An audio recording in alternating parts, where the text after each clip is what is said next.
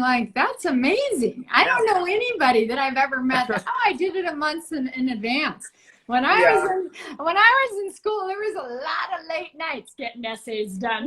Sometimes I do have late nights though, because like it's a lot of work where like, in order to kind of minimize some of those late nights, I try to get stuff done early. Like occasionally it could be a 4 or 5 a.m. night in the library chugging coffee, but for the most part, I try to stay away from those nights. Yeah, I totally get it. And now, that's awesome, Jaren. Now, do you sing perchance or no?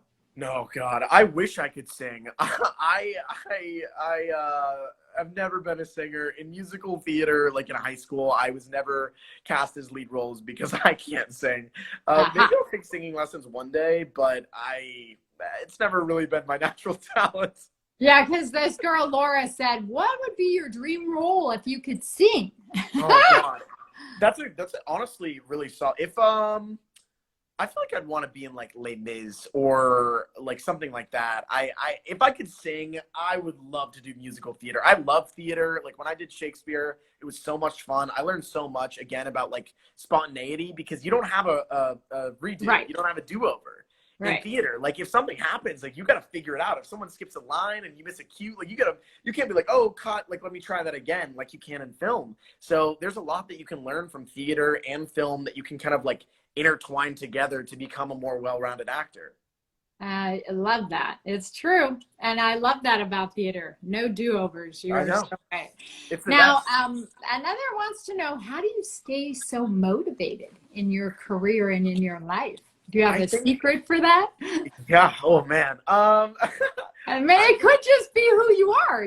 Some people are super motivated. So yeah, I mean, well, firstly, like I will tell you, like it's hard. There are some times where I get discouraged. I think every actor does. Like even I'm sure, like maybe Leonardo DiCaprio would be like, yeah, sometimes I'm not feeling it. I don't know. But for me, like there's definitely those times where like, oh man, I have so much going on. Like this is really frustrating, and I'm not getting the responses I want or things like that. But I think for me, I love it. I love acting. I love being a character. I love being on set. Like that's my happy place. If like someone's like, okay, like picture your happy place, like for me, it's on set. It's at Universal Studios, filming Never Have I Ever, or a different project or something like that.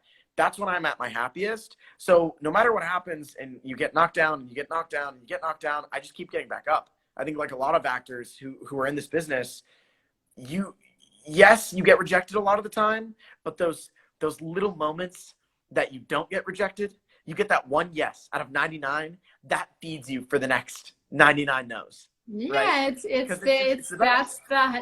the like, what is that word? Like the high of it. You know what I mean? That's where you feel like, oh my God, the exhilaration. You know what I mean? I know. And that thing keeps you going for the next one.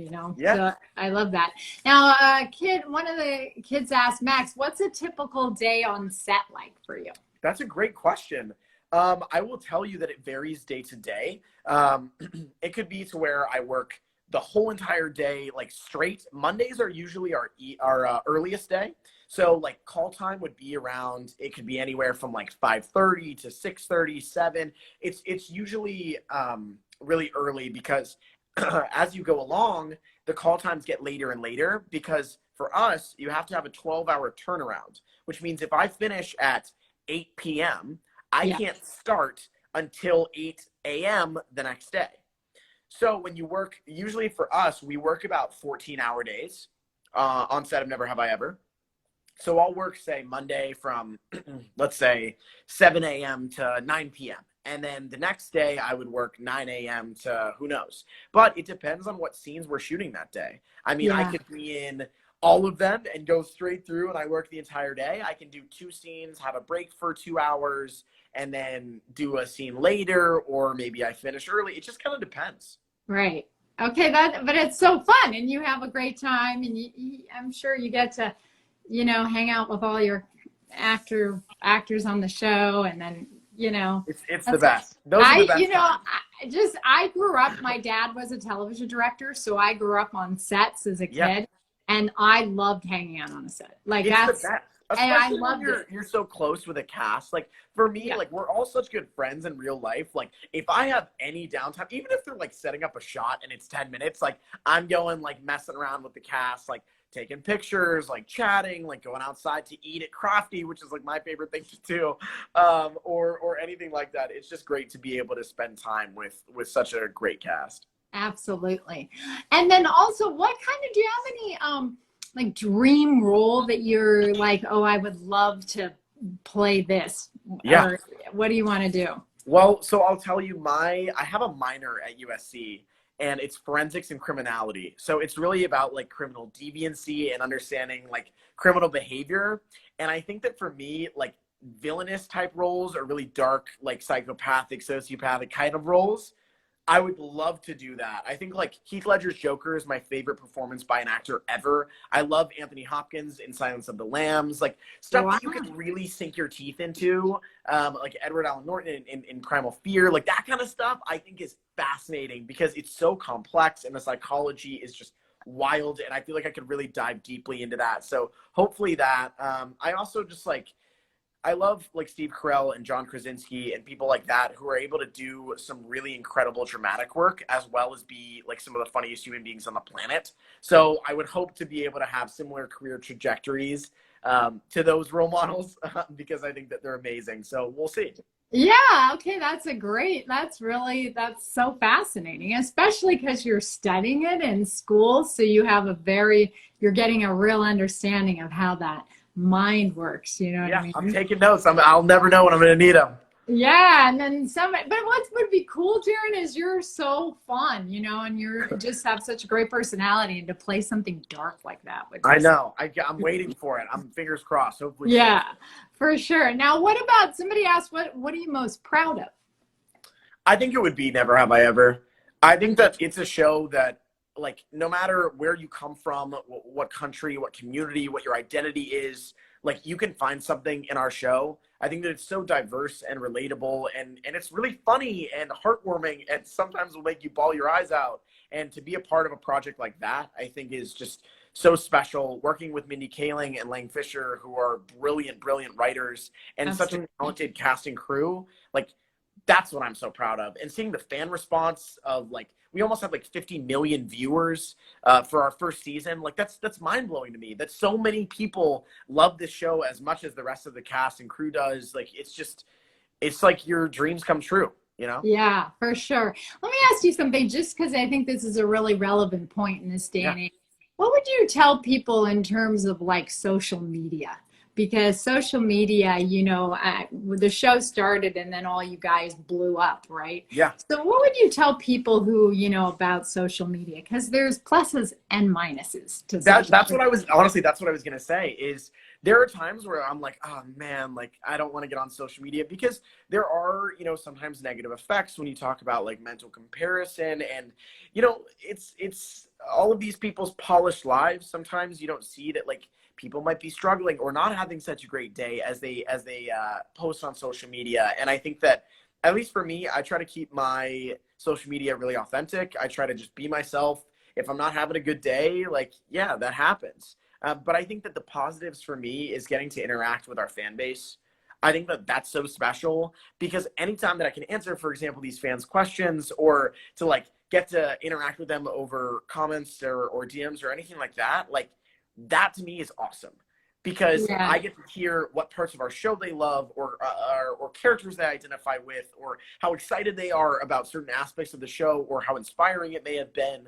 And I think for me, that is the reason why I do this. I love acting more than everything and it makes me feel alive, but it's because I also want to help inspire people and create entertainment that people love and can enjoy where like, for us, our show came out in like the height of the pandemic when everything was really scary. And I know that our show was such a joy for a lot of people. So reading all of these messages about like what a source of light it was for so many people in various countries across the world, like that's what makes this matter, you know, and we have this diversity. It's just like, there's so many aspects of this that I just love that are so special and unique for me.